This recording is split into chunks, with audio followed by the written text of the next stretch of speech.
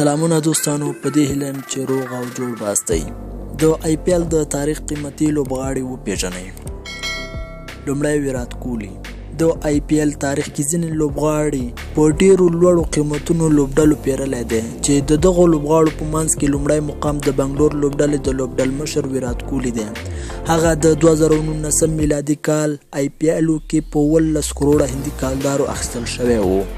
یوراج سنگھ په 2015 میلادي کال آی پی ایل کې په 14 کروړه هندي کالدارو ډیلي لوبډلې پیرلی و او د آی پی ایل په تاریخ کې دویم قیمتي لوبغاړی دی. په 2014 میلادي کال کې هم په 14 کروړه هندي کالدارو بنګلور لوبډلې اخیستی و.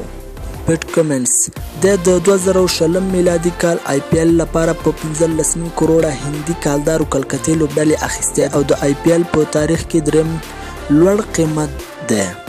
بن سټوکس په 2018 میلادي کال کې په 14 کروړه هندي کالدارو رایزینګ پونا سوپر جاینټس لوبډلې پیرلی و. د په 2018 زیږدیز کال کې راجستان لوبډلې په 12 کروړه هندي کالدارو پیرلی و. دانش کارتیک په 2014 میلادي کال کې په 12 کروړه هندي کالدارو ډیلي لوبډلې اخیستی و. ټایمل میلز په 2018 کال کې په 12 کروړه بنګلور لوبډلې پیرلی و. جایدوب په 2018 میلادي کال کې په 11 کروړه هندي کالدارو راجستان اخیستی و. ګوتم ګمبھیر د په 2011 میلادي کال کې کلکتې لوبډلې په 11.0 کروړه هندي کالدارو اخیستی و. لوکیش راهول